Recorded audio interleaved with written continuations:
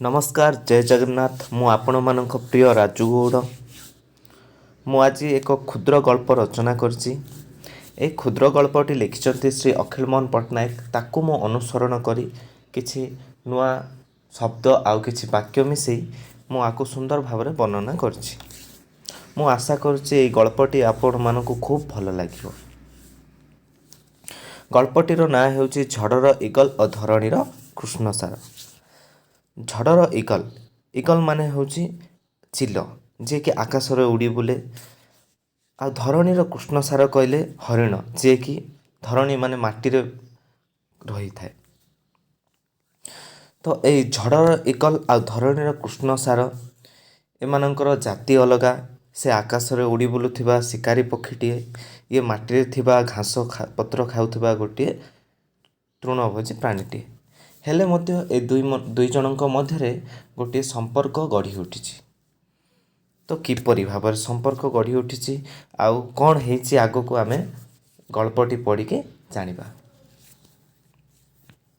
ए कहानी रो आजिर जो युवगोष्ठी मो सांग साथी माने से माने मध्य किछि शिखि पारिबे प्रकृत रे कौन हुए। तो कहानीटा सुनंतु। गोटे सबुज सुंदर अरण्यटे थिला।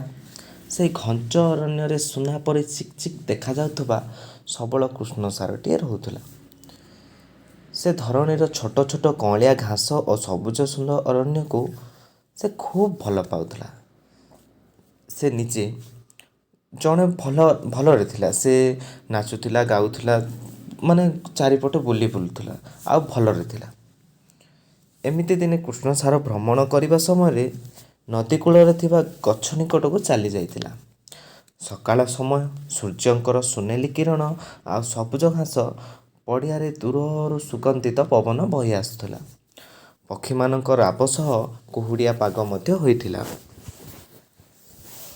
कृष्णसार घास खाइबा समय मुंड टेकी देखिला बेलକୁ आकाशरे सुंदर पर आउ थंटर थिबा इगल पक्षीटेटी घूरी घूरी बुलुची। ठीक सेतिकी बेले इगल आसी कृष्णसार पाखरे बसी पड़िला। इगल को एते पाखर देखि कृष्णसार हृदय स्पंदन बढ़िबारे लागिला। से भाबी नथिला इगल को खूब शीघ्र एते पाखरे देखिबो। किछि समय कृष्णसार आउ इगल दुहे दुही को देखिले। एमिति किछि समय बीतीगला। दुहे दुही को जानिले। इगल को खूब पाखरे देखि कृष्णसार मन काहींकि के जानी एते विचलित। कृष्णसार को लागुथिला से इगल को आगरू देखिछि। ता सह संपर्क आगरू थिला परि से अनुभव करुथिला। किछि मुहूर्त मध्य दुहे खूब निकटतर होई पड़िथिले। कृष्णसार इगल जंगलर निकटरे थिबा पद्म पोखरी फूल बगीचा सबु बुलिबाकू लागिले आउ खूब मजा मस्ती मध्य करिले।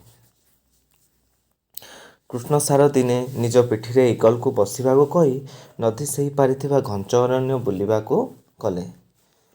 सेही मुहूर्तर दृश्य आहा कि सुंदर मनोहर कहिले न सरे। सेतिकी बेले कृष्णसार भूली जाइतिला से धरणी रे माटी तले थिबा कौलिया घास खाउथिबा तृणभोजी प्राणी।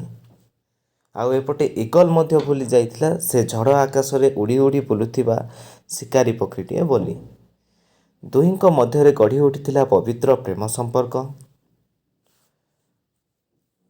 मते लागुची मु भाबुची अरण्य मते सेमानंकु समर्थन करुथिला।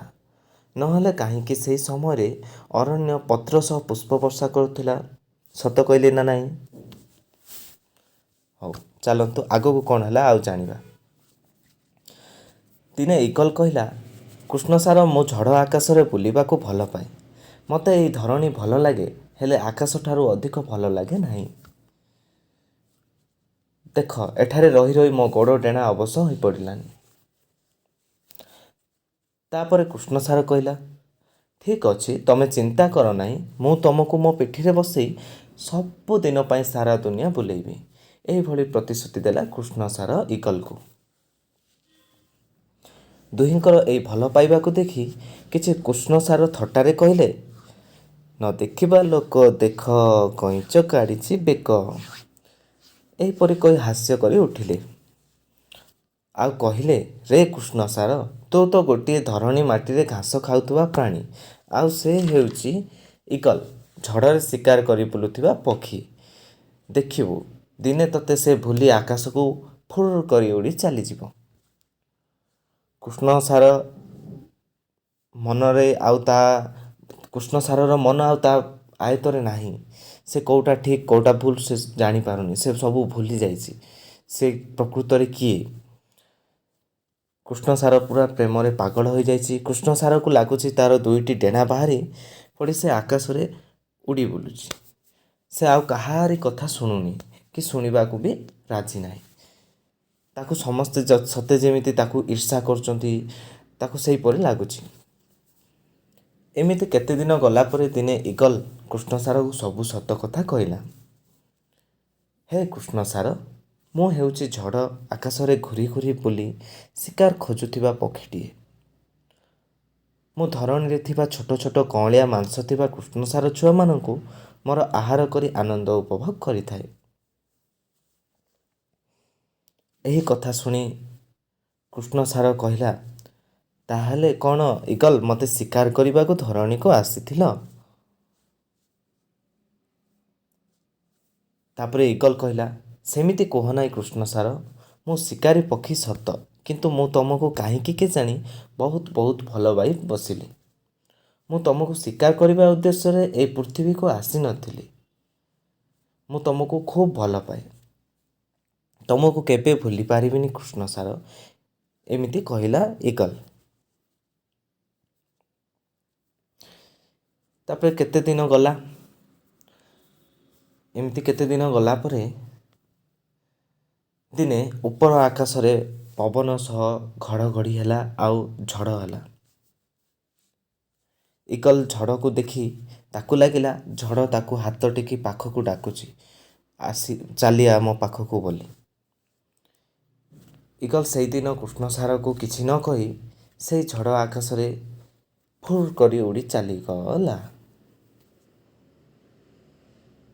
ତାପରେ କ'ଣ ହେଲା ଆମେ ଜାଣିବା ଦ୍ୱିତୀୟ ଅଧ୍ୟାୟରେ। ଦ୍ୱିତୀୟ ଅଧ୍ୟାୟରେ ଇଗଲ ପୁଣି ଥରେ ସେଇ କୃଷ୍ଣ ସାର ପାଖକୁ ଆସିଲା ନା ସବୁଦିନ ପାଇଁ ଝଡ଼ର ଆକାଶରେ ଉଡ଼ି ଚାଲିଗଲା। ତାପରେ ଇଗଲ ଉଡ଼ିଗଲା ପରେ କୃଷ୍ଣ ସାରକୁ କ'ଣ ଲାଗିଲା, ତା ଜୀବନ କ'ଣ ବିତିଲା, ସେ ଇଗଲକୁ ଖୋଜିଲା ଚାରିପଟେ, ଆଉ ତାପରେ ସେ କ'ଣ କଲା ସେ ବିଷୟରେ ଆମେ ଜାଣିବା ଦ୍ୱିତୀୟ ଅଧ୍ୟାୟରେ।